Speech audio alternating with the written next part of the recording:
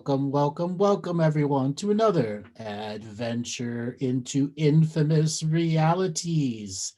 Here we are. Sit down, relax, take a load off. Today, I'm going to be opening up with a speech about the coronavirus. So, if you have heard about the coronavirus, put yourself down into the chat room and go, yes, I've heard about that coronavirus. And it's not the sun exploding kind of virus.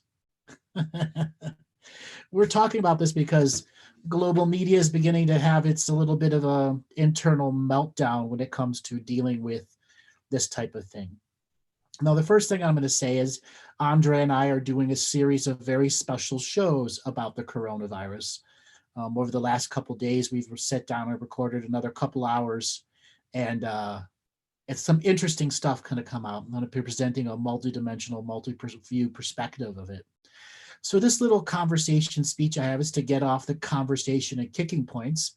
Then when I'm done with it, we're going to open up to calls and have a conversation with people. So first thing first, I want everybody to exercise their capacity to raise your hand and then lower your hand. Please keep your hand lowered until we ask for hands to be raised. So those 12 people who got their hands raised, lower your hands. Oh, look at that, 9 people. 7, 8, 7, 6, 5, 4, 3, 6, 8, 7, 6, 5. Those 5 people remaining, you're not listening to the show, are you? Yes. Back up to 9. Lower the hand. Like watching the stock market. It's like watching the stock market. So those 5 people who have their hands raised, 6 now that have their hands raised, they're the ones that walk away from the beginning of the show to listen to the open speech and ask what the hell their purpose is when we ask, not to ask about your purpose. You can ask about your purpose later in the show, but not yet. This is not an instant gratification, instantly demand what you want show. We're asking for intelligent people to step up and how to engage in incredible conversation. All righty, I'm going to go and read here just a second. Now, most of this is a set of statements for you to be aware of over the next upcoming 25 days. At this point in our human species evolution, we have a scenario in which a microvirus organism threatens world stability, seen and unseen.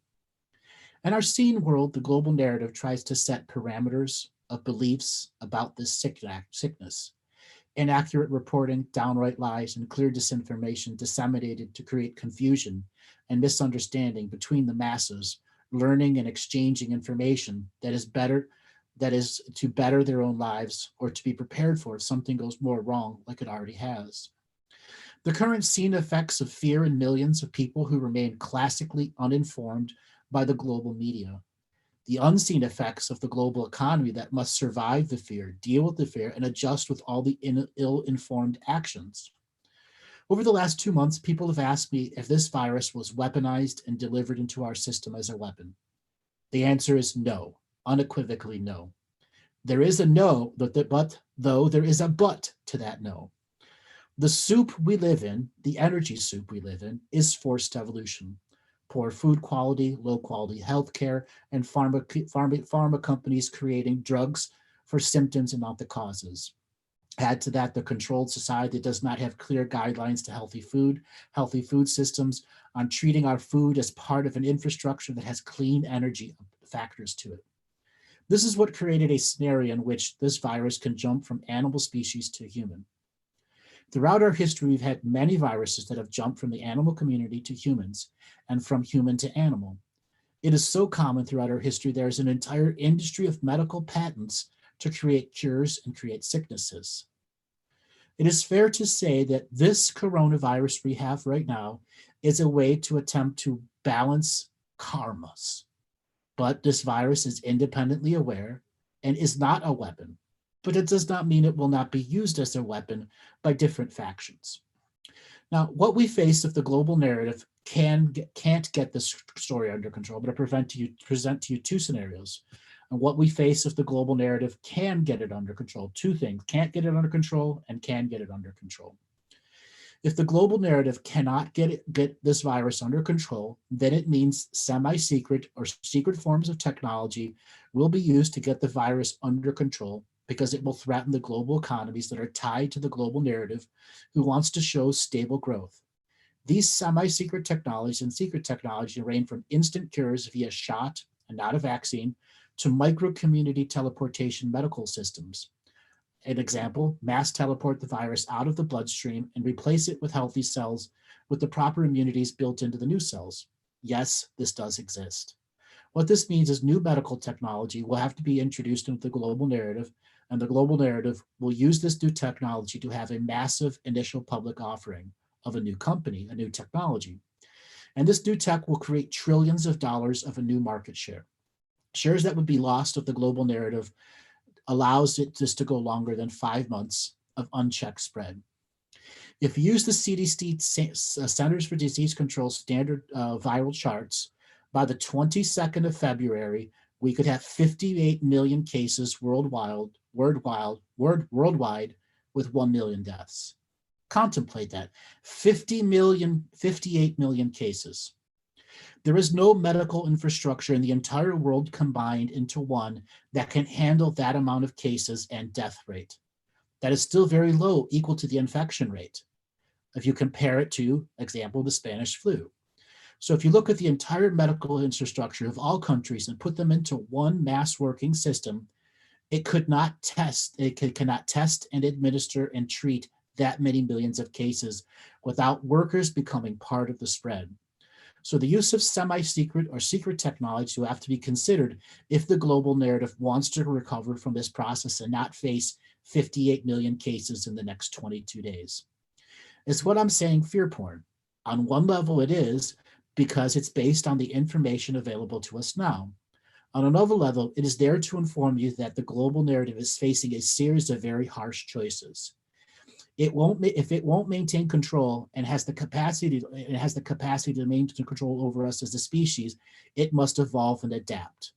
This virus has come technically out of nowhere, even though it has been preparing for it for a very long time. Now, to those that think the global narrative wants a mass die-off, I say this is untrue. As I've said for many times, nothing is happening tomorrow and the next day and the next day, and this includes global die-off. If they wanted a mass die-off, it would have been done over the past few decades. Each season we have a flu virus that can wipe away populations that no one would ever be the wiser to. We want the system wants global growth and global expansions of control of those people. We are their DNA farm. We are a key part of that globalist plan. Now, what does it mean if the global narrative can get it under control? This is the more insidious aspects to understand. Under control does not mean cure. It means there's a series of stories that have a higher viewer weight than the outbreak or pandemic storyline with mainstream reporting truth. If the spread is able to outcreate, if the spread is able to outcreate the global narrative in its infection to cure rate, and the news has a breakdown in its false reporting, then the global narrative will have to respond with other stories so it's not front page news. Let's be frank, our world public health community does not have the funding or experience to deal with these types of mass spreading sicknesses, though it does have many geniuses within it who can create new systems and processes with existing technologies and can undo many aspects of the medical global narrative and rules it enforces. Example, genetic testing can reveal what parts of the population will be susceptible to the virus, but no mass fast testing systems in place or in market anywhere in the world. Another, homeopathic systems that can bolster the immune system. This would open up a whole new medical field market that would have to be supported.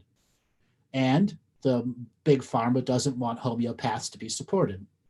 Another example is hyperbaric chambers, which can aid the body fighting off nearly any sickness.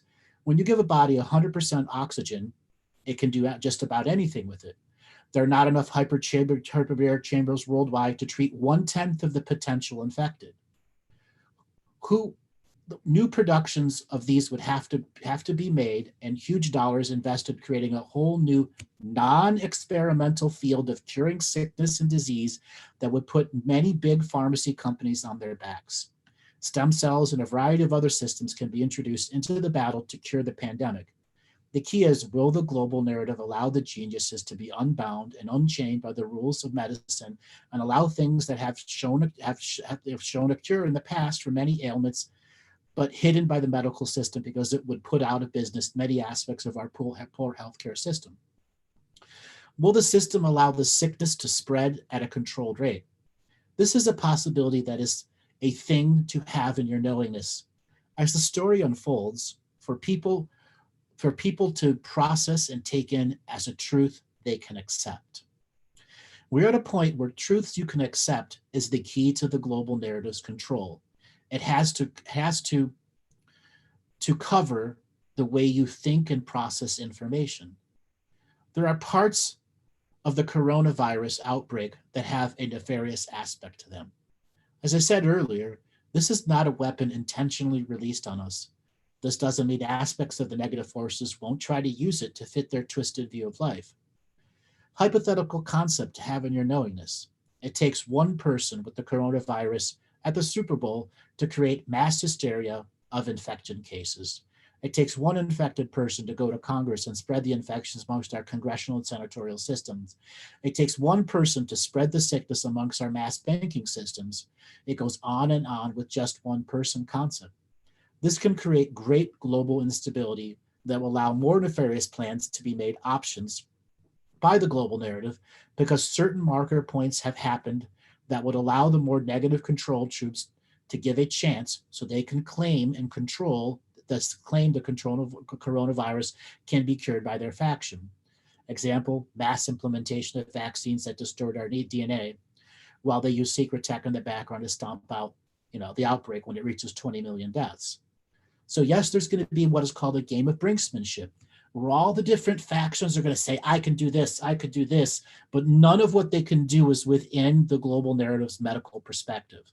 So if they can't control the way information is spread, just like the virus is spread, they're going to have to import new technologies or allow existing technologies to be greatly elevated, which will put a whole swath of medical industries almost out of business. Now, what I think is in potential and may have a good chance of unfolding, continued cover up till the 20th of February. Before they sound the global pandemic whistle and try to mobilize a very visual response to calm world tensions and halt market declines. As of today, the Hong Kong market has lost 7% of its market share over a span of 4 days. It could lose another 3% tomorrow, and that's 10% in a week, and that's considered massive loss. This can spread to every other market because all the markets are intertwined. If the global narrative can create a stickable storyline that calms people and the trade markets, the stable storyline is basically to say there will be less than 1 million infected and less than 100,000 dead. That is the number that you should be looking for as a trigger. If less than 1 million people by the 22nd of February and less than 100,000 dead, that means the global narrative has gotten the story under control. While reports of more come out, you can absolutely bet on that. But who will be reporting truth to the massive? Mainstream media. If by February 20th, mainstream news can maintain the stickable storyline, cannot maintain the storyline, then there'll be a much higher numbers and higher levels of fear porn. Equivalent to the Iraq war coverage, daily briefings to get you under their spell again, Hollywood types doing charity drives and feel-good actions. Also, they will have to close down the trading markets and reopen them like they did after 9/11. That was a structured shutdown and reopen of the global markets. All the major markets would have to do this.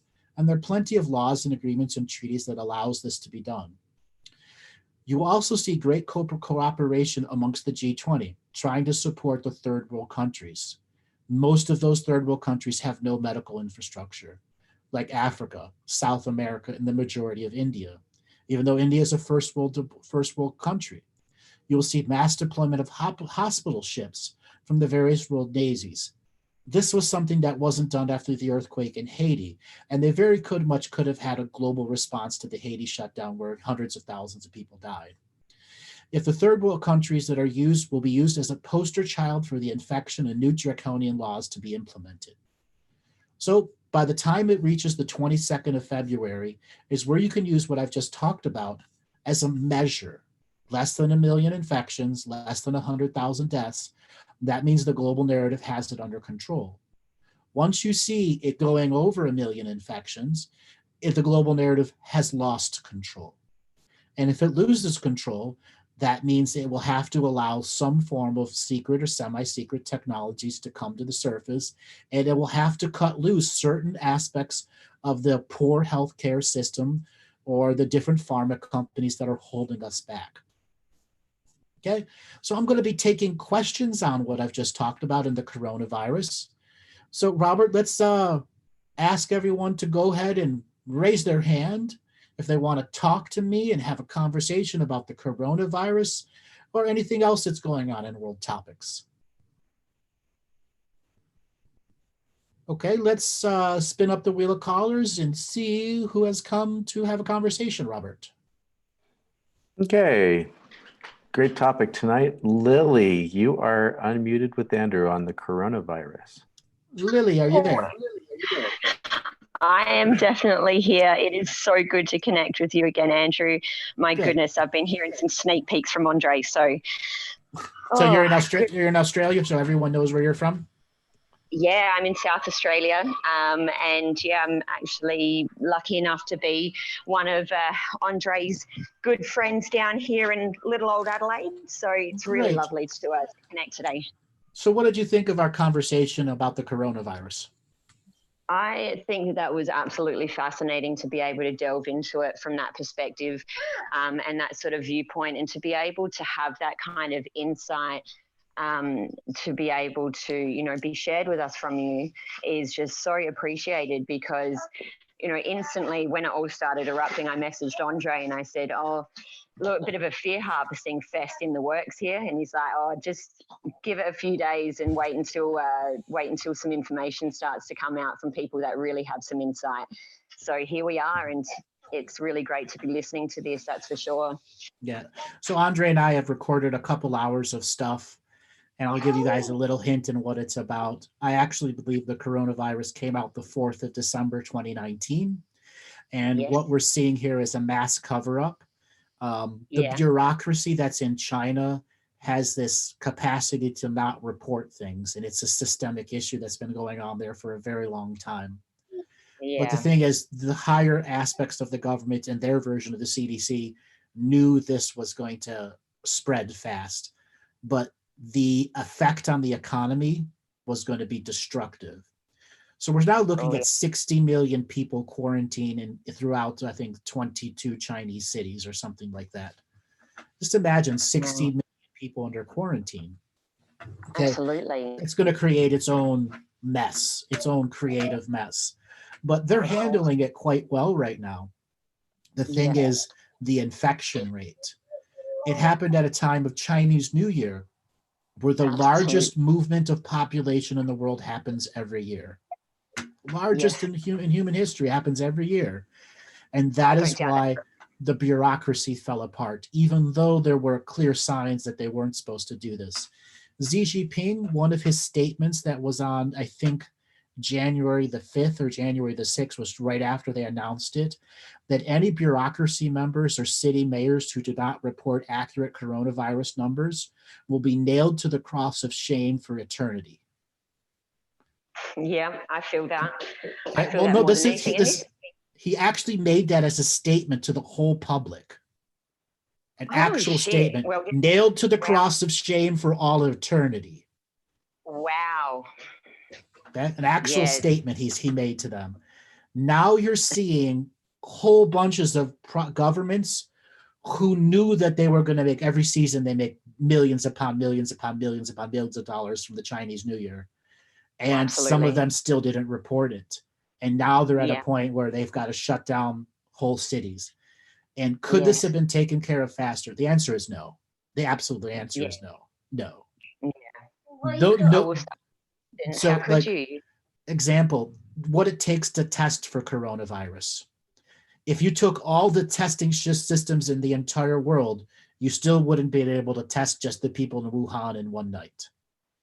Not to mention it requires tens of thousands of people to take the swabs, look at the tests. There's no infrastructure for that.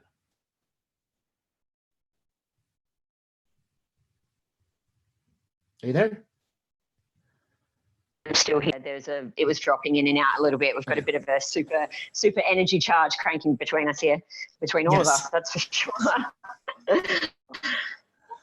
Oh, wow. Well, look, it's interesting that he came out and said that, because that's definitely the rumbling that I've been feeling coming through from all the energy and stuff. There's been a lot of bullshit going on for too long, and these kinds of things, you can see how they play the part in the bigger scheme of being able to actually weed some of this bullshit out.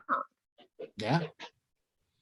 And there's going to be a lot of people reporting bullshit. Oh God. Unfortunately, conspiracy community is still just as gullible as it was in 2012. And they like to regurgitated bullshit. Yeah. Just like flat Earth hasn't died out yet. Okay. Okay. Yeah. So fear porn is an inevitability in our modern world, and it has its own way of spreading. And one of the reasons I did this opening conversation is to help people understand that you can see what is going to be happening to the future, and you don't need to be psychic to see that. No. If the global narrative can keep it under 1 million infections and under 100,000 deaths, that's great. Every year in the United States, you have like 18 million flu cases and like 6,000 people that die from flu. Okay. Yes. Exactly. So it's not extreme. The thing, it's the communicability of it, and the fact that here in the States and a lot of other countries that are under big pharma, our chemistry is completely different, and those types of viruses can go crazy because something like you're regularly using Nexium or you're regularly using depression meds that will alter your chemical processes that will make this virus very susceptible to you. Absolutely. Oh, I feel that more than anything. I've now been pharmaceutical free within reason. It's been a couple of times for antibiotics and had a couple of surgeries. But apart from that, free from Seroquel and all of the mind manipulating and just completely, genetically really messed up. Exactly. So it's nice to be transitioning, but there's still a lot more work for myself to go. And there's a huge, huge amount of work for the collective to go. So I see the purpose of this virus, if it can help the holistic community have more presence and have some, I can exactly see that direct link. And God, we need it. More people need to be open to it. That's right. Yeah, it's interesting that this all came, because I actually spoke to you, I think it was back in October, November, and the big focus was for all about self-love, and you gave me a 90-day mission of self-love, and that didn't really start until about 60 days after we spoke, and I ended the toxic relationship. And look, there's still work in motion, but this here, I so feel is such a calling to everyone. Do your work. Do your work, raise your vibration, clear the shit. If we're standing in that strong I am presence and being able to really, really bring in our multidimensional selves, really work with our ancestors and connect to that true home, gosh, I think there's going to be some great progress. But, I understand it's going to be a long time probably before that transitions to the wider spread. I believe what you're saying, though I know something about humanity's choices and ability to stick with a choice. Yeah. And I struggle with that myself. Yes. Okay. Staying spiritual is not easy. Staying spiritual hygiene is not easy. Letting go of friends and family that are toxic is not easy. Absolutely. Battling with being a hermit versus going out in public. All those things are challenges. Yeah. And the endurance of change, that's the hardest part of this whole journey, is to endure the change, knowing that you have to go through these moments where things are going to be tough. Yeah. Another thing is people like to say they change, but they don't actually change. Why did it take you 60 days to figure it out? Oh, exactly that. Right. Exactly that. And it's not to put you down. It took what it took. Oh, no. Yeah. Oh, look, and I'm okay to stand in my truth. I'm not in denial. I don't need to be in denial anymore. It's okay for me to admit that I'm in progress, and there are some days that are much more productive than others. Exactly. Yeah. Don't berate And that's yourself. Compliment yourself. And a lot of exactly. people in their journey don't. They all they do is berate themselves. They don't Yes. compliment themselves. Yes. No, but we are some powerful, infinite beings, even at our weakest. So it's time to bring in that self-love. That's for sure. So you really nailed it, and I hope So that a lot I more got a people do that. question for you. Sorry. How can a powerful and infinite being be powerful and infinite if they strive to be mediocre? Yeah, this is one of the big things that I've been mulling over since we had our conversation. Is exactly that, because that's what I've been choosing for a long time. Is that mediocre, and I've been nutting through to work through. I'm definitely not at that full infinite potential yet. Once again, no denial. But you're But not going fuck, to I'm be. You're not going to be for oh for a very yeah, long time. Why? yeah. Because the global narrative isn't going to allow it. And no I matter know. what, there's still a series of shared rules, reality rules that aren't going to allow you to glow like a light being, and everyone's going to go because they're going to Yeah. think you're a god, and that happened too many times in the past. Oh, absolutely. Okay. Absolutely. And that's the thing, I guess you nailed it there. And it's to be accepting of the fact that even whilst not at that peak infinite point, I am still freaking really great exactly where I am right now. I've still got so much love to radiate for myself and, for others. So there's still a lot of positive work that can be done at 0 point. So it's pretty impressive. A couple of years back, I would not have been able to sort of have the fire still burning, but there's a lot more delving to do in a ritualistic way with my ancestors and reconnecting with my true roots. So it's exciting times, and I appreciate your love and support and everything that you, Andre, and everyone else shares. That's true truth. Well, thank you so much. All right, I got to move on to my next caller. Thanks for calling in. Thank you. Thank you. All right. Andre, let's spin up the wheel of callers and see who wants to have a conversation. I think it's Robert, but that's okay. Robert. Anyway, hi, White Electric World. You're unmuted with Andrew. Hey, what's going on? Hi, where are you calling from today, White Electric World Bridger? I am in Las Vegas. Las Vegas, Nevada. Welcome to the show. What did you think about our opening conversation about the coronavirus? So when I first heard that it came out, I was sad because I know how things kind of go in that way. But I can see now that there's a reason behind it, multiple levels. Mm-hmm. Do you believe that it's going to affect the global narrative, and that you're going to see in our lifetime, in a short period of time, 58 million cases and 1 million deaths? I don't think. I mean, it's at about 180 people right now, supposedly. Just over 200. There's 30 are dying Did a day. it reach 60, okay. Yeah, another 30 died. But what I'm saying, so car accidents a day, there's a lot more. Right, about 80,000 car accidents a day that result in about 25,000 deaths a day. Right. But I mean, I see if I didn't know how good our technology was, I mean, we have the cure already, I'm pretty sure, right? No. We don't have the cure yet? No, unless you go into the secret or semi-secret technologies that are only available to the billionaires and oligarchs. Right. So it's not available to you and I. Right, but they do have the cure. They have billions of cures. They have cures for cancer. They have cures for AIDS. They have cures for everything out there, but it's not allowed to be in our public disclosure. Right. And nothing is allowed to cross into our public disclosure. Example: cancer is a $50 billion industry. They don't want a $100 billion a year industry. Vaccines are a $50 billion a year industry. They don't want to stop that money flow. Right. I wish they would. Me too. But using Facebook sign my anti-vaccine thing is going to do nothing to actually make any form of change. Right. I'm working on creating a new system, like a fall safe, failsafe. Like wow. I'm combining groups. Like I wish to go to Sedona and start a community there, a high spiritual community is the goal. Okay, there's like 10,000 spiritual communities in Sedona. Right. So why Sedona? I don't know. I'm being pulled there. I feel like I have to go there for some reason. I'm not sure how long. I'm not a big fan of Sedona. I call it the Las Vegas of sacred places. The house always wins.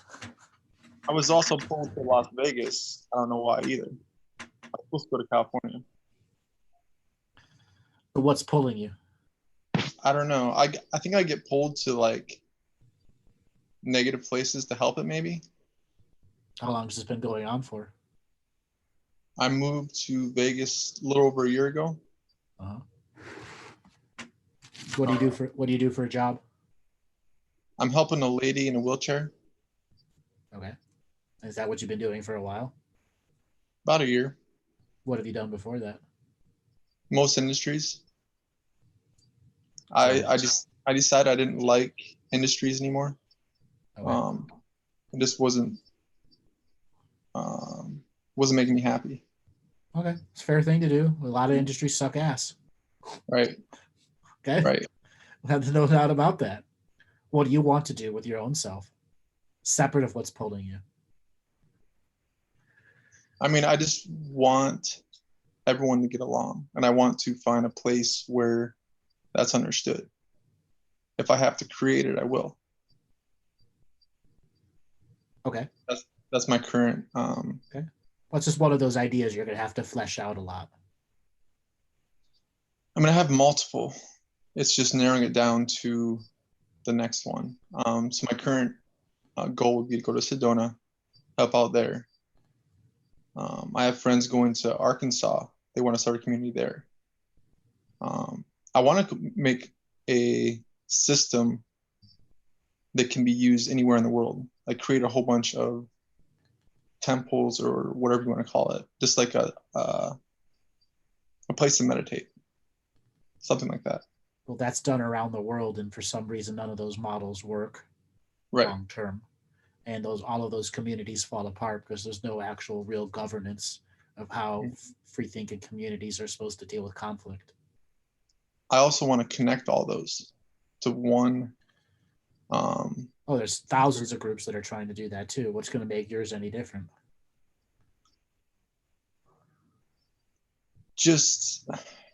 I ask you this because right now you're struggling to get out of mediocrity and try to actually create something, which puts you one step above mediocrity. And it's great that you're doing it, but you need to be 10,000 steps beyond mediocrity, and you have to be embracing your genius. And right now, pushing an old lady around in a wheelchair is not helping your genius get out. No, I know that. Money does help. And there's a part of you is going to have a suck it up buttercup moment to have some money so you can plan these projects. True.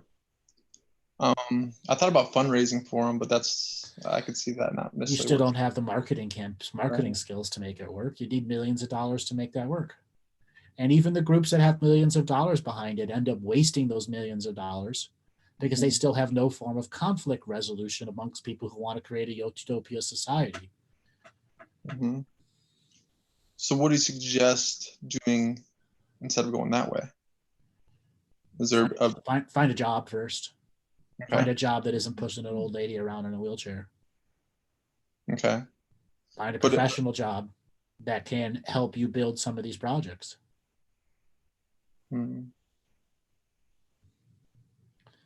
It's all stuff you don't want to do. And I hear it in your voice. Okay. Yeah. I hear it in your voice, and everyone else hears it in your voice. You have been on the hippie journey. And unfortunately, the last 60 years have proven the hippie journey really doesn't work. Well, so far. I hear you. The last 60 years has proven 10 million hippies have all tried to do it. And is there a utopia society anywhere? Have any of these communities survived or gone over 50 people? No.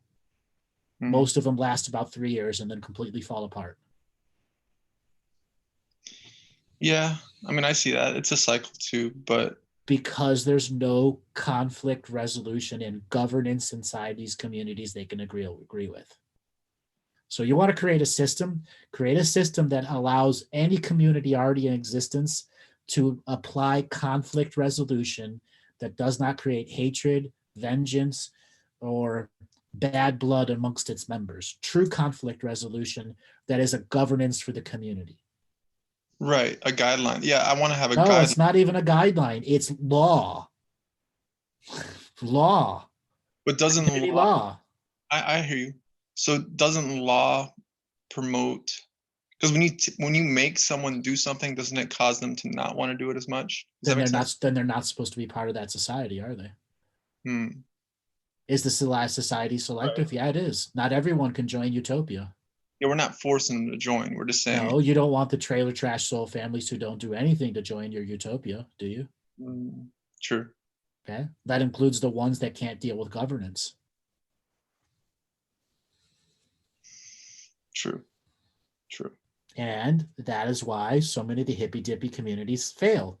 They allow the people who want to be ungoverned with no laws to come in and ruin the potentialities and the possibilities.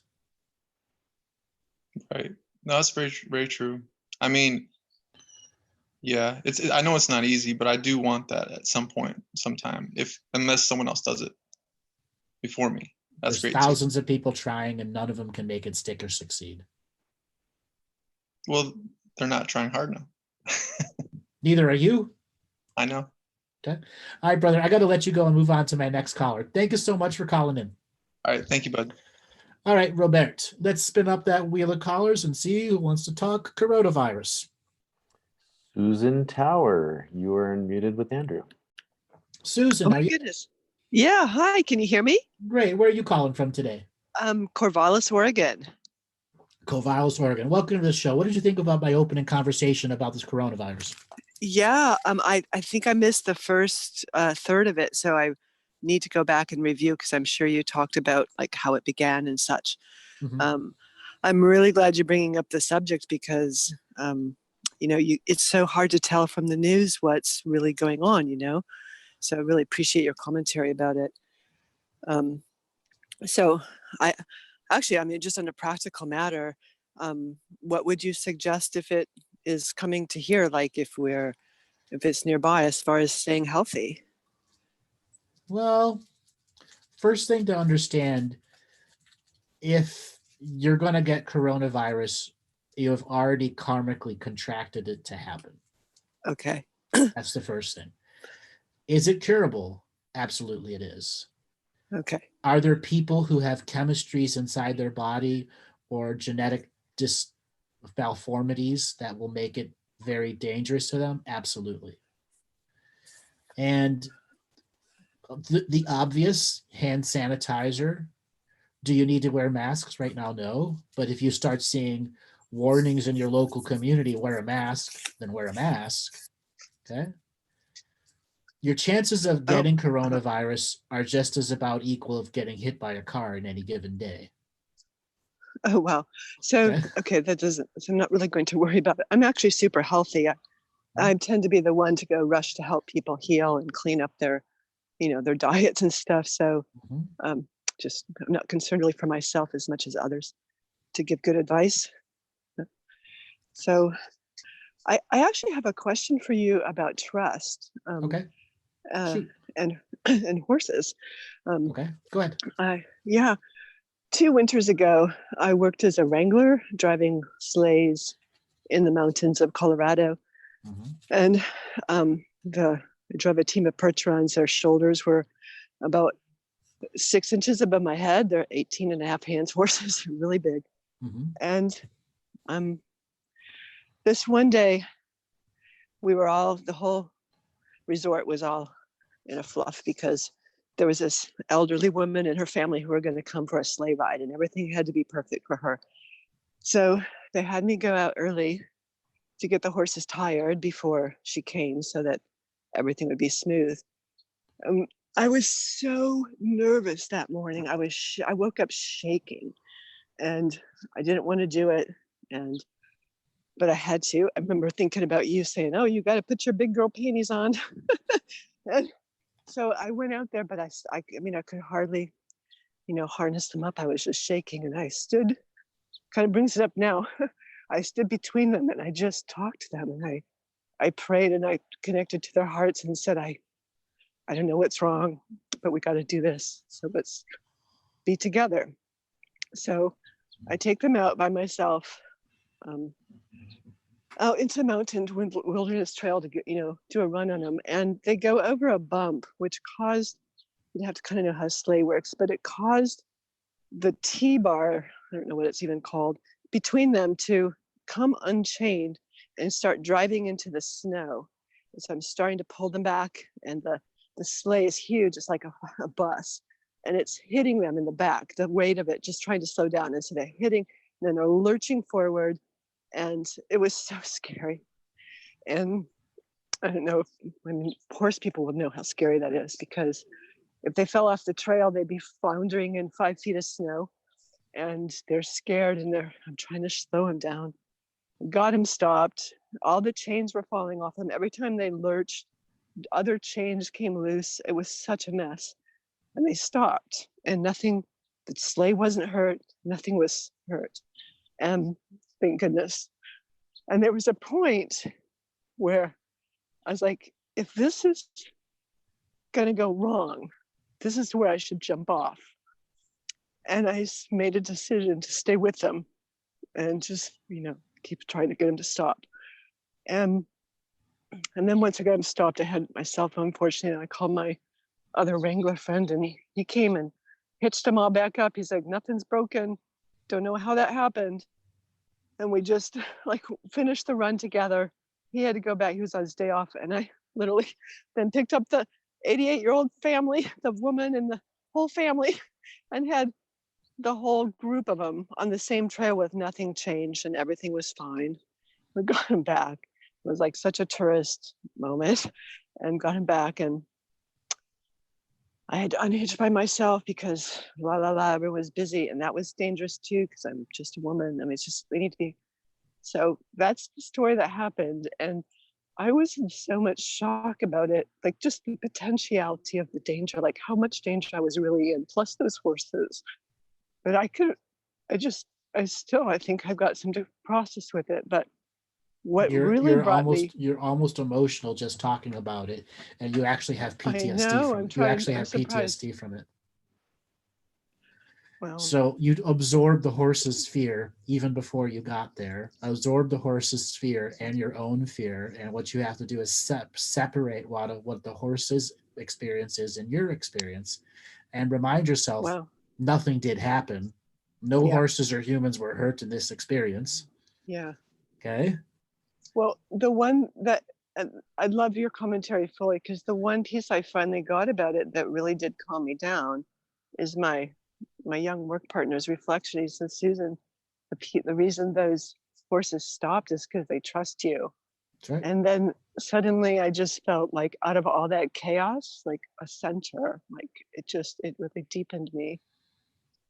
So something to know about horses, as long as you remain in their frame of reference as part of a standing frequency that's around them, you remain in their trust.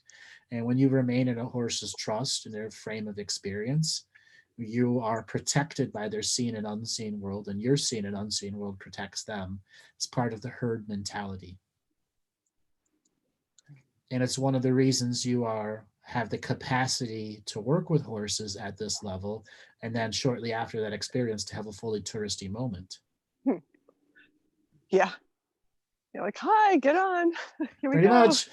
Let's not talk about we almost just died. It was just, I know. Okay. It's crazy. Yeah.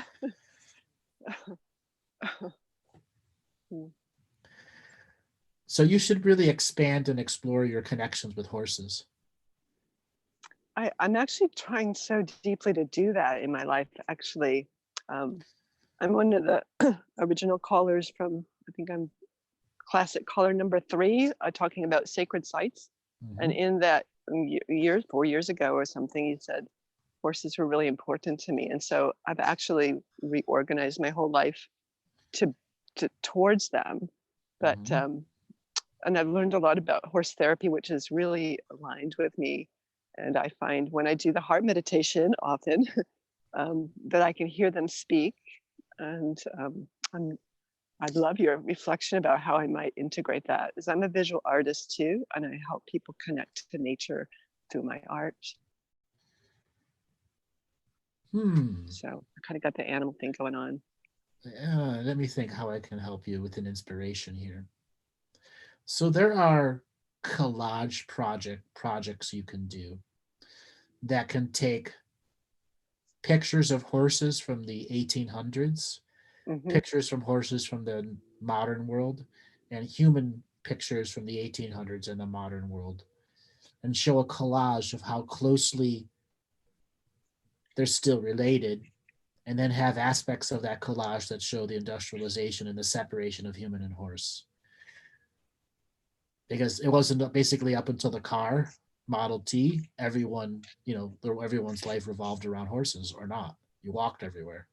Okay. That's how intertwined. So we're 117 or 119 years later. In all reality, it still took many years for the average people to get to cars. So it really wasn't until the late 1920s that cars were super common. But guess what? There were very few roads by then. So people still used horses all the way up into the 1940s. So really we're 70 years separate from the horse.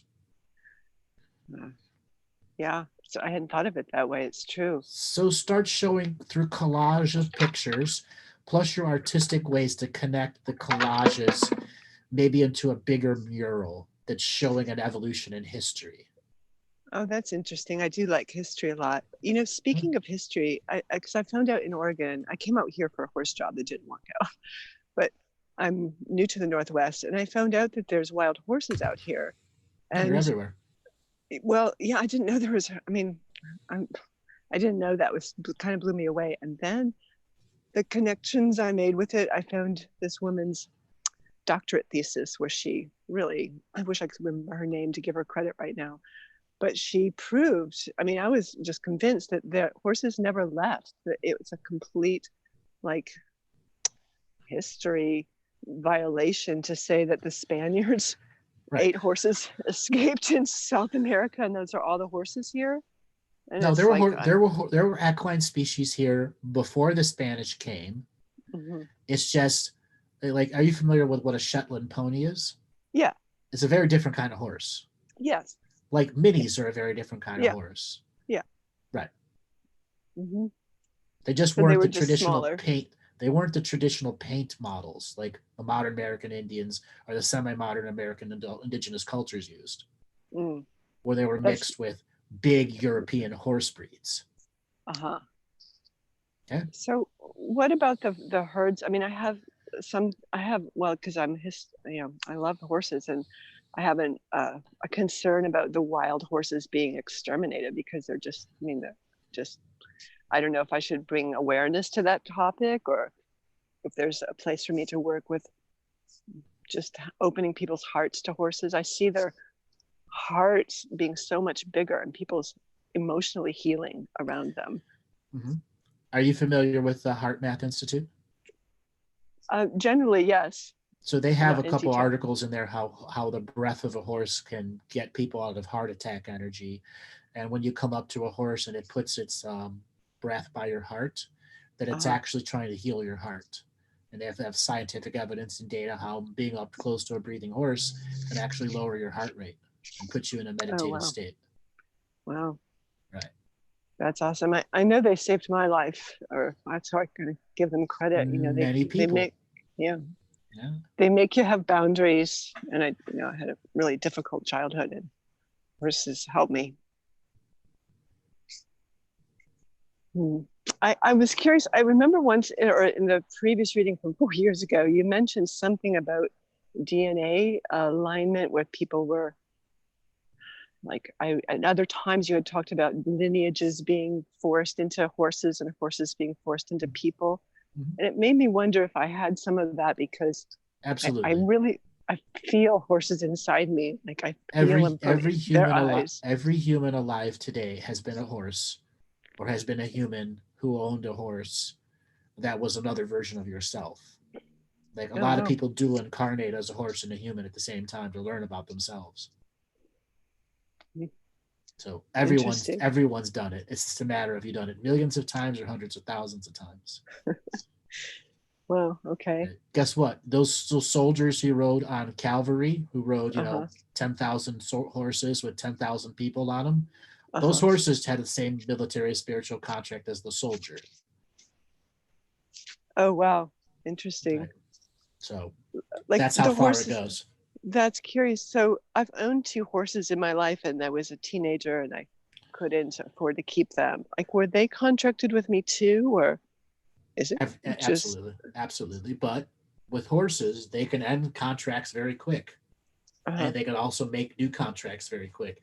It's ultimately what you're intending to do with them. And are you there for a dharmic purpose or a karmic purpose with them?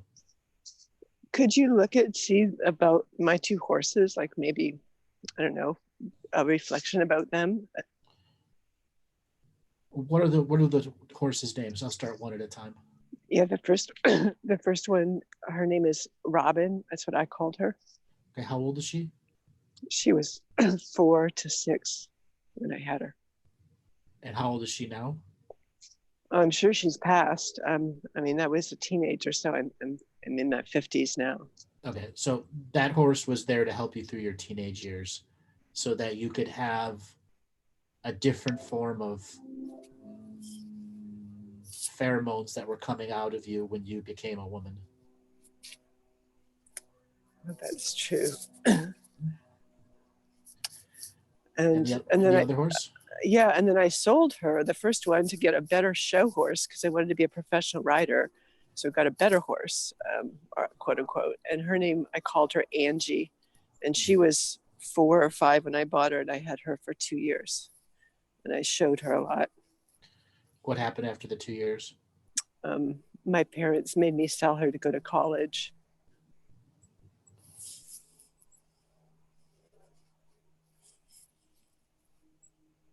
That horse was there to determine if you were going to follow the dream of being a master horse rider or not. And if you had stood up with your parents and said, I'm not going to go to college and become a professional rider, you and that horse would have followed a very different path. She was really magnificent. Mm-hmm. So actually that leads, I'm glad I thought of this, because one thing I read a long time ago about dharma and karma, I think that was kind of the topic, was talking about physical limitations that can cause you to stop a path. And although at the time I didn't really know it, but I have a scoliosis in my back, in that I think that if I had gone the professional riding track, my body and time wouldn't have lasted with it. No, the horse would have healed you. Really? Mm-hmm. Oh, wow. Wow. That's what they do. Because you and the horse would have had powerful spiritual contracts to become professional riders with professional recognition. And you would have had other horses in the line. It wouldn't just been her. It would have been many horses that would have kept you on that journey. Wow. Oh, boy, having to breathe deeply on that one. I gotta let you go and move on to my next caller. Thank you so much for calling in. It was really helpful. Yes. Bless you. All right, Robert. 1 second. Let me pop into the chat room and see. We've got a bunch of questions on people going here.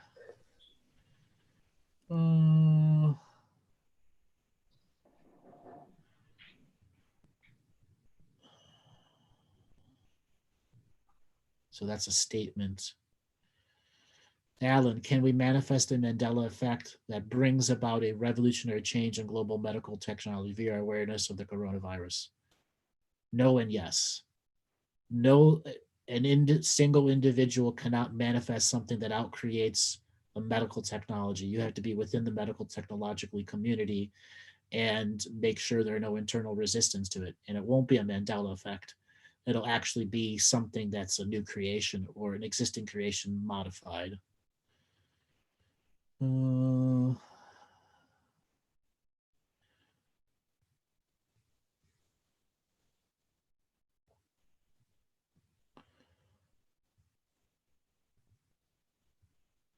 right, somebody talking about a globist and not a flat earther. I'm only going to say this when it comes to whether you're a glober, a flat earther, or whatever it is. Our planet is a sphere. It is a hologram. And if you're having trouble with that, just go and remote view it from the right perspective and the right point of view, and you'll see the waves of life force entering the globe. Will the global narrative take advantage of China during this outbreak? Absolutely, it will. That's what my opening speech was about, and how it really is going to do it. Andrew has encouraged others to go out on pilgrimages to sacred places and make art, yet the other caller has to get a regular job, because that was what that individual needed at that point, because they were strangling themselves with a job that was pushing around a lady in a wheelchair, and they weren't able to access their genius or super consciousness when they have such low frequency jobs as that. NASA, never a straight answer. Yes, I say that all the time.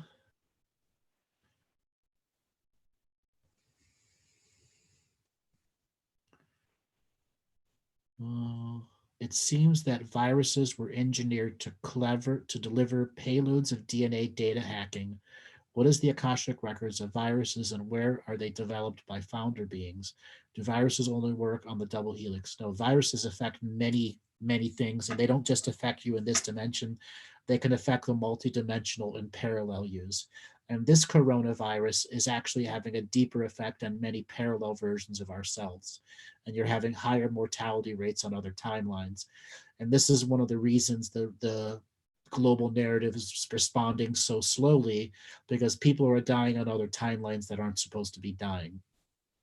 And viruses are a DNA upgrade too. The majority of vaccines and the majority of sicknesses we have are reverse engineered viruses as a viral implementation.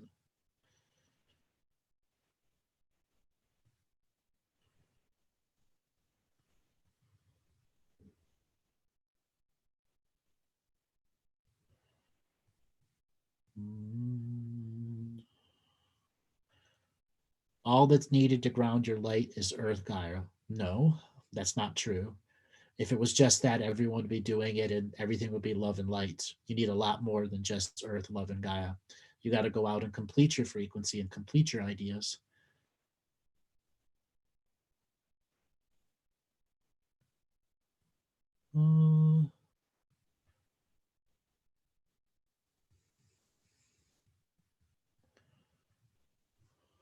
My word on Bernie Sanders. The best and worst possible choice to go up against Trump. And I say best because he will actually have the best zingers back to Trump. And the worst, he's too progressive for the Democrats to vote for him. So many of the Democrats will vote for Trump if Trump survives this impeachment scandal. And that's a big if. Because there's a global pandemic scare going on and they're riding out this whole impeachment scandal at the same time, if Trump survives it, he's going to have draconian rule to do whatever he does. And if the big setup why Nancy Pelosi held back for a month, because as I said earlier, I believe that this virus was started on December 4th, and which means it's an entire month of spreading, and that means it's in much more parts of the world and much deeper affected, which would kind of make sense. But we'll see what happens. Andrew, how far in our ascension will they allow us to go? They don't allow you. You make your own. And you have to understand those words for what they are. You make your own ascension. It's not a collective awakening. And that's the biggest lie the spiritual community and the awakening community has been telling everyone. That's a collective awakening. We all turn a light on and go, peace be all. Individual awakening. How can we raise the majority to the higher consciousness? You can't. Everyone's got to do it on their own. And you can't force them to. Then you're just as bad as them. Oh.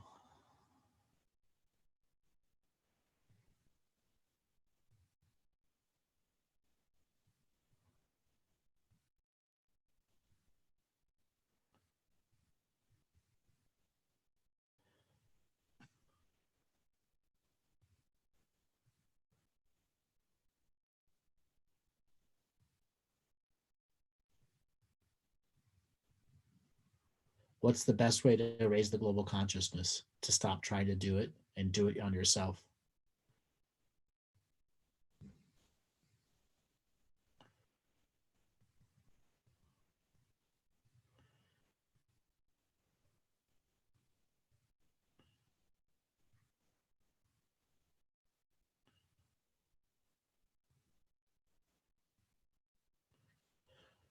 Santo, what is the WHO's agenda by declaring a coronavirus for global emergency? It opens up the liquidity markets if markets have to shut down, and allows different sets of rules in the IMF for funding to be opened up. Most people don't realize what the WHO can actually do if there's a global pandemic, and the rules that it changes the banking laws.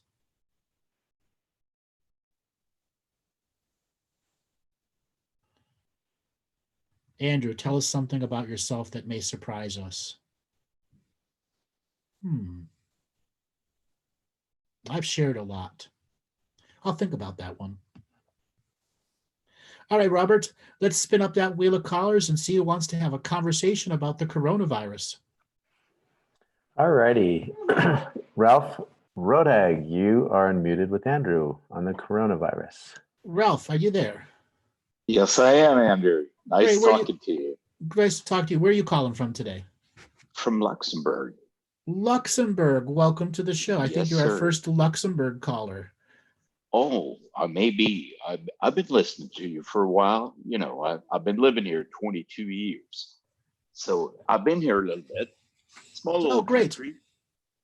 So what do you think about our conversation about the coronavirus? Oh, I think it was very good what you did to talk about opening different perspectives for people, not just blindly accept things, but to widen their consciousness a little bit about the virus. Mhm. I think that's very good what you did. Well, it's something we There are a gotta lot of do. good things. A lot of good things you're saying today, because I like, for example, that you're talking about each and every individual have their own path. And you know, I learned a long time ago, Andrew, that people have their own key into their own heart, and that's very unique for each and every one. So you know, it's hard to do like a lot of people do in the spiritual community, to follow people around. And why don't you go in and empower yourself and learn what you need to do to get there? I think that's very good. Mhm. But you're talking about that a lot. You know, you're telling people that, showing that in your shows. So I have to agree on that. So what did you want to talk about today? Well, nothing really, Andrew. I'm happy to talk to you. I just want to tell you, you're doing good work. You know, I Uh-huh. sent you some emails, and you may remember that. But I also go out and talk. I sometimes talk about on radio shows and stuff like that. You know, I've done a lot of that in the States. So, you know, because I grown up partly in the United States. Mm-hmm. So, you know, yes, I do a little bit of the work you do, but, you know, I'm doing lectures at times, and I do them for free because I think this should reach all of us on this planet, whether Mhm. you're the beggar in the street or you're the richest man in the world. This belongs to all of us, Andrew. Absolutely. And it's our Yeah. birthright and legacy to not be owners of it, to be stewards to it. Well, let me tell you a little bit, Andrew. I'm a pilot by profession, okay? Mhm. Yep. And in my kind of work, we have to learn to work together.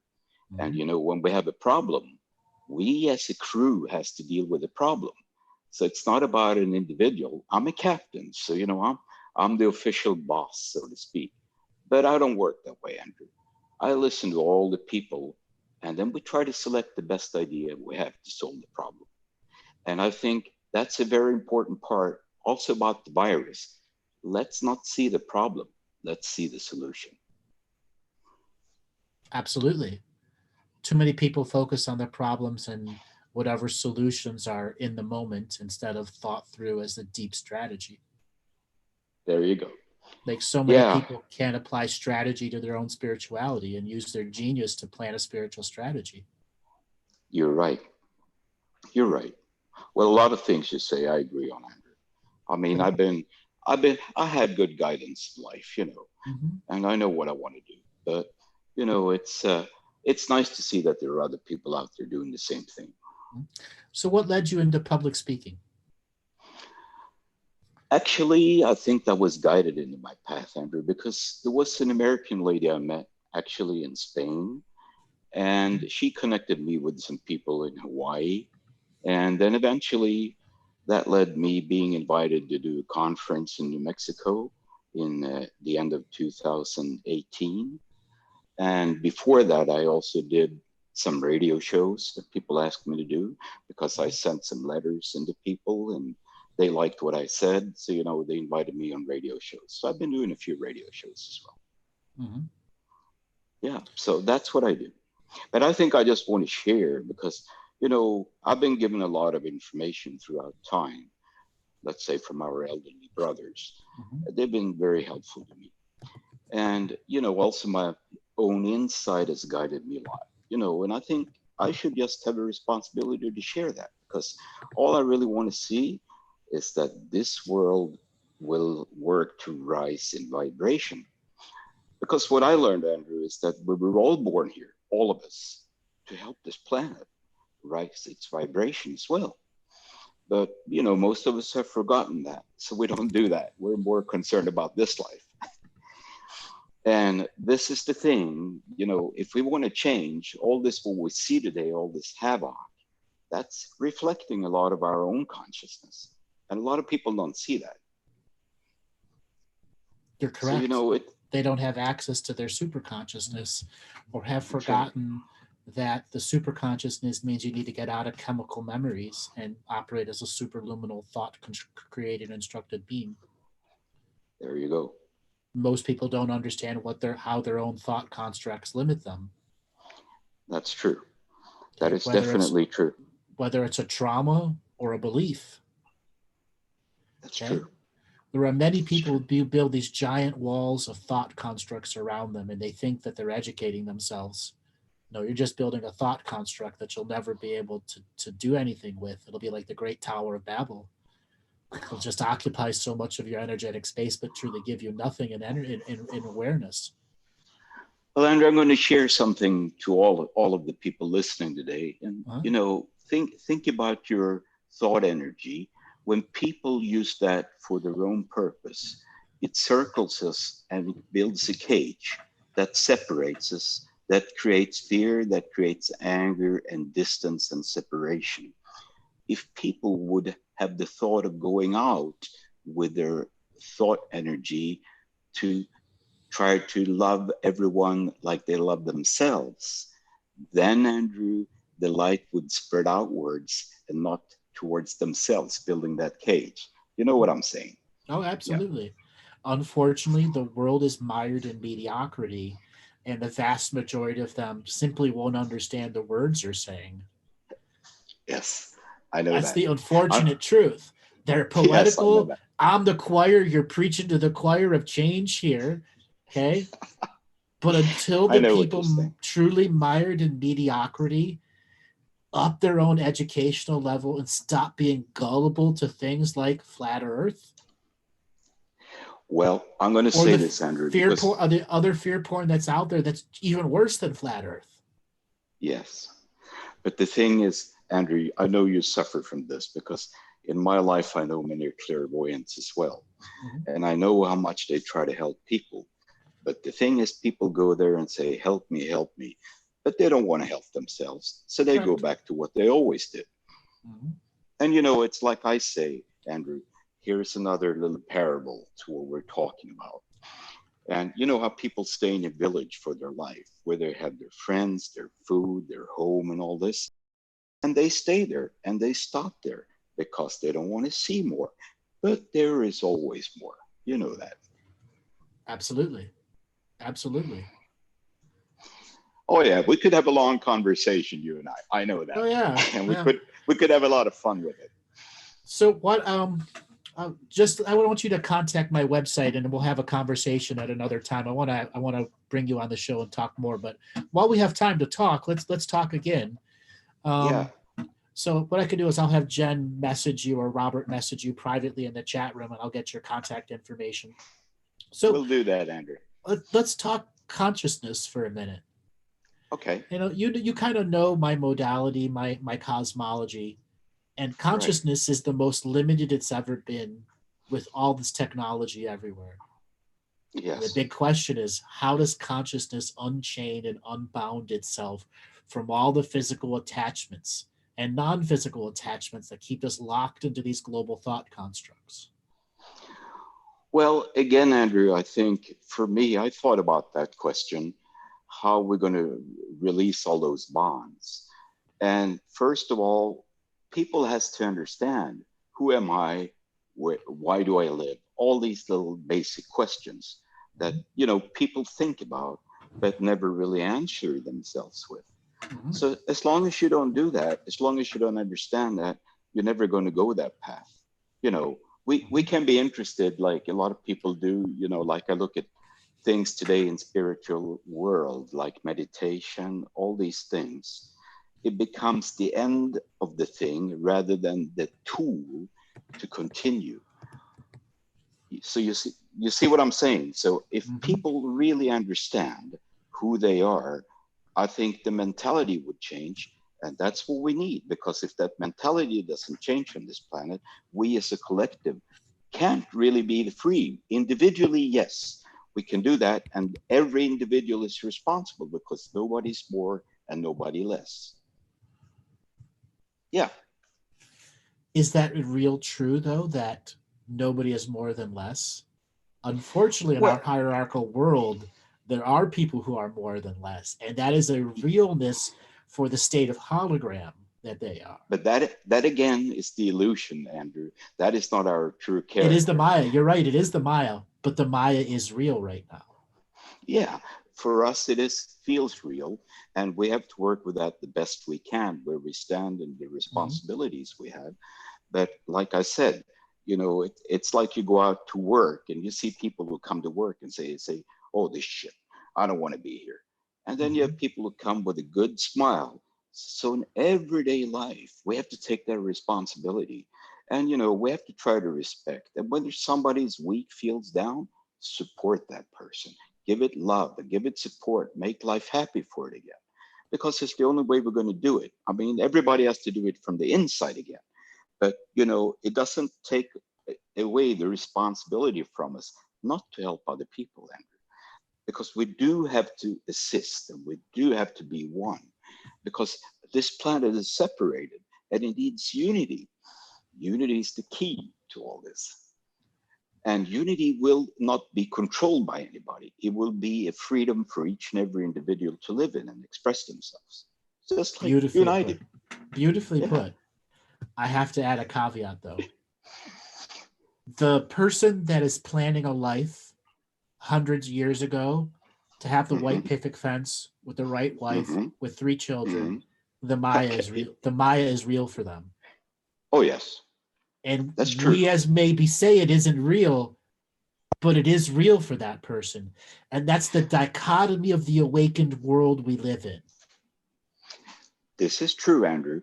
But there's again, there's tens of thousands of trains of belief that are all coming to a center point that are going to crash, where everyone has to admit that everyone's truth. What they believe in is their truth. And we can't haphazardly say one is more than the other, even though we live in a hierarchical society that is one is more than another. This is what our illusion will tell us. But correct. Like I want to say to you, and I want to say this to the listeners as well, we all carry our own truth depending on the knowledge level we carry within. So, it is like I see, for example, somebody may not be as good in math as I can do, but I know that they can be, and they are if they wish to be. But as long as they believe they're not going to be that. You know that. It's important just to really visualize. Hold on, until somebody with a gun or something else equivalent fires a bullet and breaks their belief. That's true. But that's, again, Andrew, if the truth of yourself, like I'm not scared of death anymore, Andrew. I left that. And I know that. And I know that you're not scared from many things, neither am I. If there's a man with a gun, if there's a man with a gun, over there in the Oh. corner. Okay, so, just like the Buffalo Springs Bowl, there's a man in the corner with a gun singing songs you "If go. It Will Be Done." Okay, you Yes, will have a moment of fear, even you if you will just feel that. process it in that moment. Sure. You will have that even when you drive at times, when somebody's Correct. cutting too close, or You have there will be, exactly a butt pucker moment where you suck a spring through the seat. Right? Andrew, back in the mid 80s. So feel in with me now. You'll know what I'm talking about. Uh-huh. I reached what you could call a first stage of enlightenment. I was free from this planet, completely free. Mhm. And that was wonderful. And it's a peace to walk in that. Mhm. You know what I say, I think. Yep, 100%. Yeah. Well, that's great, Andrew. Let's get in touch, like you said, and let somebody call that needs to have your advice. Okay. Okay? So Robert, can you message him privately and get some information from him? So his contact information? Yes, we will. All right. Thanks a lot for calling. I'll have a conversation with you at another time. All right, Robert, let's spin up that wheel of callers and see who wants to be next. Thank you. Thank you so much, Andrew, and all the best. Alrighty, Cynthia Keating, you are unmuted with Andrew. Cynthia, how are you doing, Cynthia? Where are you calling from today? Hi, Andrew. I'm calling from Ireland. Ireland. Welcome to the show. What do you want to talk about today? Thank you. You kind of caught me on the hop, actually. I wasn't expecting to be called. Thank you for answering my question on, I asked you about the ascension, and you said it was our path and our responsibility. Yes. I suppose thank you for your show as well. It's fantastic in your work. The coronavirus, it was interesting listening to you speaking about that. And it did bring up a lot of fear in me, actually. And I think at the moment I'm processing a lot around, I don't have any control in brackets over what's going on in the world. And I'm doing my best to meet anything that's out of alignment within myself. And I don't know, I don't seem to be able to move past a fear that keeps coming up. God, you don't seem to be afraid of anything really. And is that because you have moved past all that, or you just keep processing it in the moment, as you said? I pass it in the moment like a fart in the wind. But sometimes it's like a fart in the elevator. It sticks around. It's not to say that I don't have any fear at any moment, because that is true. I get anxiety. Okay, that happens to me. Yeah. I experience everything else, and I have those metaphorical butt pucker moments where you suck a spring through your seat.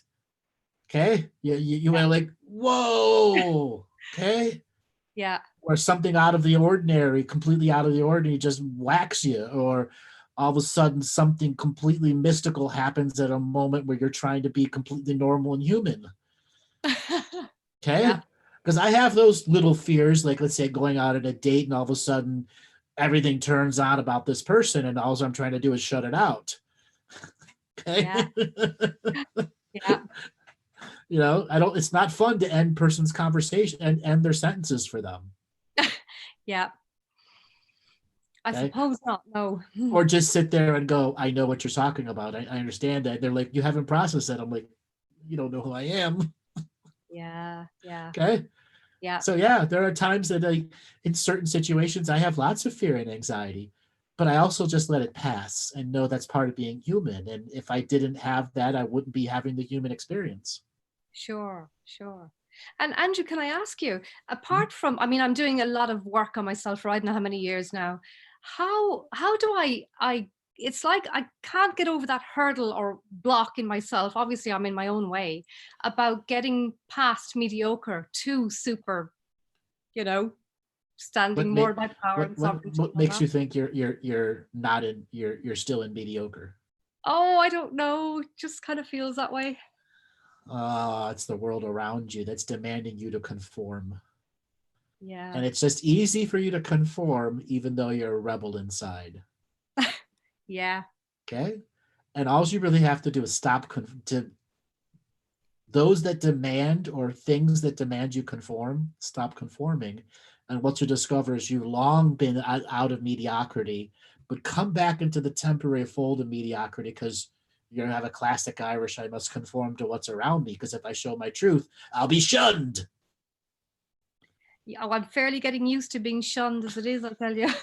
Then just accept it and be full of you. Yeah, Okay? Because those that will pass the shunning are going to be your real friends. that's true. Yeah. Okay?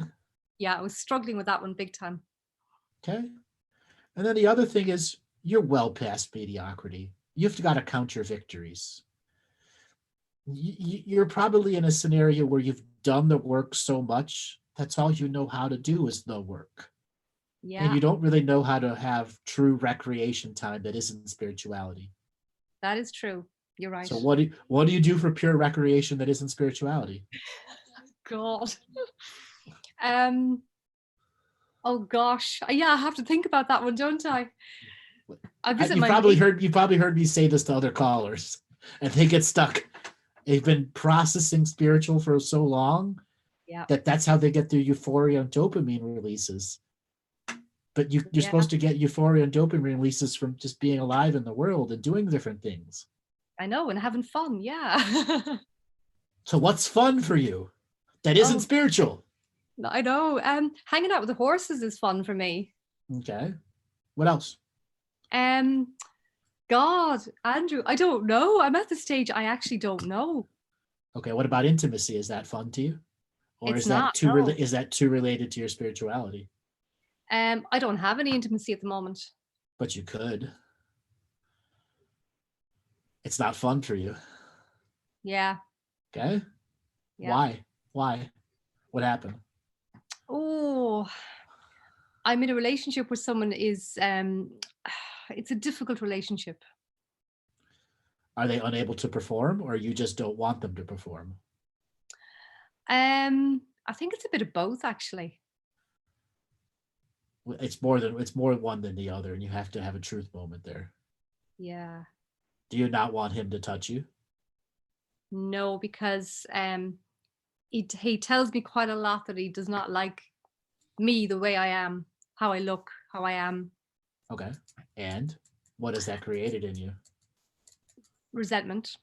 Okay. Resentment of yourself or him? Both. It's more resentment of him, and you just don't realize it. Okay. So why are you still in the relationship? I'm afraid to leave. Or what will happen if you leave? I really don't know. I think I'm afraid of the old cliche. Oh, what if he changes? I don't know. He's not going to change. Come on. I know he's not, Andrew. That's the gas thing. I really don't know what the core fear is, why I can't just say, okay, enough already, I'm gone. I don't know. Go have an affair. Guilt. Or is that one? Guilt? Guilt for what? Guy insults you all the time. I know. You're practically separated as it is. Yeah. Okay. Yeah. I don't know. It's here in Ireland, there's still such a cliche in this day and age about stigma, marriage and all that. Yeah. Stigma. I know. But no, you don't have to conform to that, do you? I don't. But you are, and this is another reason why you're not feeling like you're advanced as you actually are. You're right. Yes. Okay. If you don't want to have intimacy with him, go out to the sex toy store and go and spend a few $100s on some personal stuff and relearn how to do it with yourself. You need your self-intimacy and self-exploration. You need to have that orgasmic energy in your life. Period. That's for sure. Yeah. Okay. Yeah. Part of your self-care. Okay. Yeah, I've been neglecting that. Why? Guilt, shame, blame, fear, all of the above. Don't deserve it. Mm-hmm. You deserve it. You deserve to have your bell rung like every other man and woman in this call right now. Yeah. Okay? It's your birthright and legacy. Yeah. So what's the big fear about leaving him and going out on your own? Oh, Andrew, I wish I knew. I have processed this to death and I can't get to it. Well, you have me here. Let me help you and keep you accountable to the help of an accurate answer. Okay. What's your first reason, your argument for why you can't do it? We all have our arguments for limitation. And what are your top 5 arguments of why I can't leave them? I'm afraid I'm not finished in the relationship or the contract. I'm afraid that, oh God. What more I'm can thinking- you do? Here's the counter argument. What more Yeah. can you do to make him change? Nothing. Nothing. Therefore, counter argument, that is a baseless argument you use that you are waiting for him to change. You already know he's not going to. Yeah. Okay. What's the next argument for your limitation of why you can't leave him? I feel guilty about leaving him. Well, is it your guilt or his guilt? Could be his. Okay. Are you supposed to be holding on to his projected guilt to you? Oh That God. you're not conforming to his rules of what the reality is and you're being a sovereign person? Following your spirituality? Yep. Whole argument for limitation, throw that one out. What's your next argument for limitation? I can't afford to move out. Where do I go? I'm sure I can. You've been Transfer. married. Are you married to him? I am. You can entitled to half, I believe. Oh, okay. I don't know the divorce laws in Ireland, but I'm pretty sure you're entitled to about half. Yeah. That's a good point. Okay. I And you even can go feel out guilty- and you could go out and get a job. Don't be guilty about taking half. Absolutely do not feel guilty about taking half. Yeah. Okay. Yeah. And you can go out and get a small job. You can Happy get to. a one bedroom apartment and not have to clean up after him anymore. Oh God, yeah, true. And I'll be finished my cranial sacral therapy training in May, so Right. So get divorced in June. you're gas. Start your new life. Or come to terms that he isn't going to change and it's okay to stay in the relationship, but you have to figure out a way to not take on his garbage energy anymore. Yeah, Okay? yeah. That's And an then old. understand just the acceptance of his garbage energy is why you feel like you're mediocre. Yep. You do got to talk back to him. You do got to put your thoughts and mind together and not allow him to just abuse you. Yeah. Okay? Yeah. Yeah. What would happen if you just stopped doing all the cooking for a month? Probably not a lot, realistically. Think so? It's an old pattern. I'm afraid of being punished. Has he ever punished you for not doing it? He's punished me for not conforming before. And what is punishment from him? Verbal abuse. Okay. So let him yell at you. Just don't take it on. And when he's done yelling, you done or you got more to yell? Oh, I got another hour for you to yell and then we're done for the week. Because Yeah. I'm not taking your shit no more. Yeah. Can you stand in the face of the screaming demon and hold your ground and not say anything back to attack, knowing full well he's trying to trigger your ass? Yeah, I'm getting better at that, actually. Okay. Do you have to take the screaming demon anymore? No. That's part of that choice of going. Yeah. Okay. Yeah. Yeah, I just have to keep meeting this fear that keeps coming up around it. So, Okay. What are some of the other arguments for your limitation of not going? Andrew, I don't know. It's like I freeze. Fight or flight? Yeah. It means the majority of your relationship with him has been adrenal gland and not really love. Yeah. Is it fair to say that only the first few years of relationship you felt love and anything after that it wasn't? Yes. When did he really flip and what did he do that made you realize it really wasn't love anymore?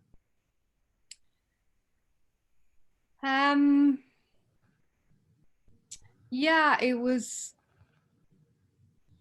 one time when he had a tantrum and he pushed me up against the wall and held me against the wall by my throat. And I just thought, wow, this is not love. Uh-huh. Has he ever done it since then? No. Do you think he's ever had an affair? No. Why do you think that? I don't believe that. Do you know, he really comes across like he actually doesn't like women. You think he's gay? That has crossed my mind. Explore that in your mind for a second. Hmm. Does he go out to pubs by himself and like to not be around you a lot? He doesn't. It's funny, in the last while, as I'm getting clearer in myself, in my energy, he seems to want to spend as little time with me as possible. It's like the clearer I'm getting. He can't be around your frequency. It's too much. What does he do when he's not around you? He'll go for a walk or he'll go out the garden. Nothing exciting. He doesn't really go to pubs or anything like that. Is he away from the house? Not very much, no. He tends to kind of lock himself in one of the rooms in the house, really, and just watch TV. Okay. So he can't be, when you do your work, he can't be around you. Yeah. Okay. But he's also hiding a very sick part of himself by watching TV all the time and not going out. Okay. Okay. Yeah.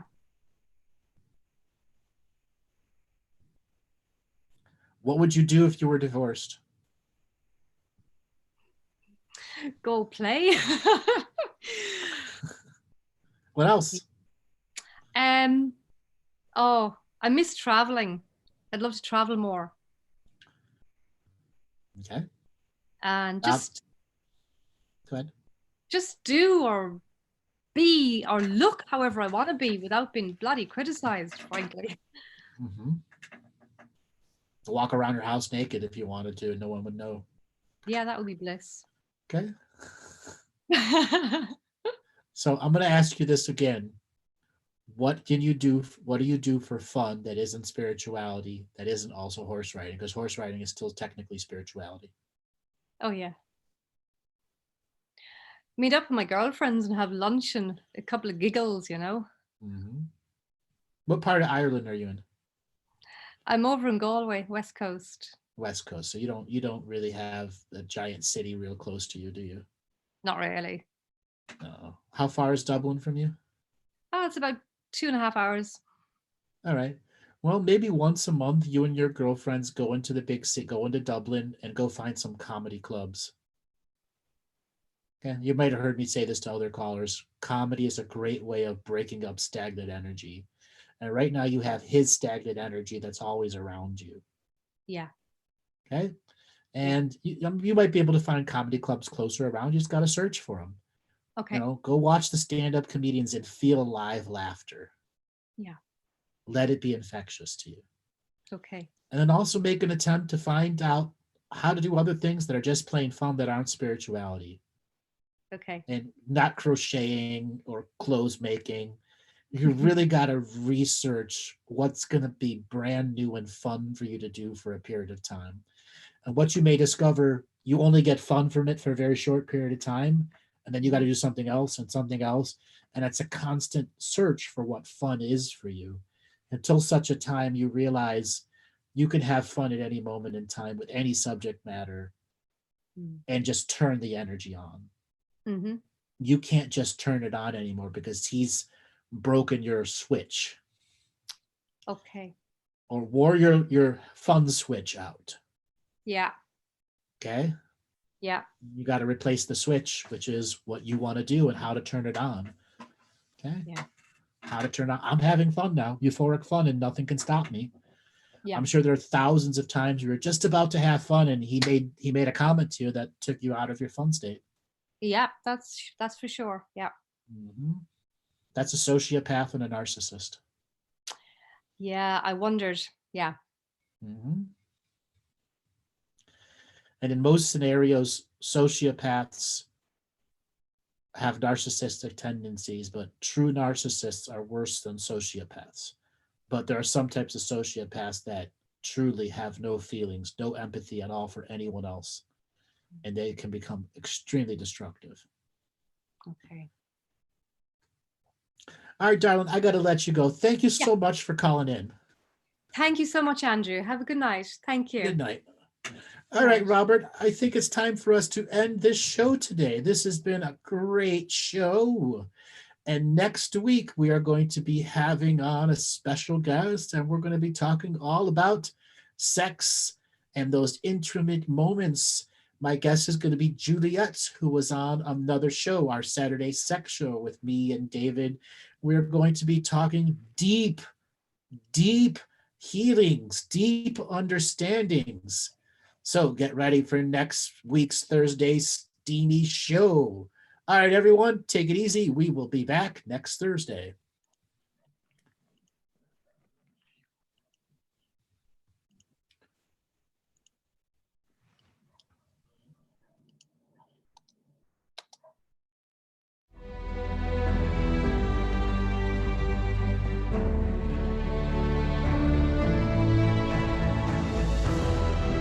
Each different bubble of reality is true.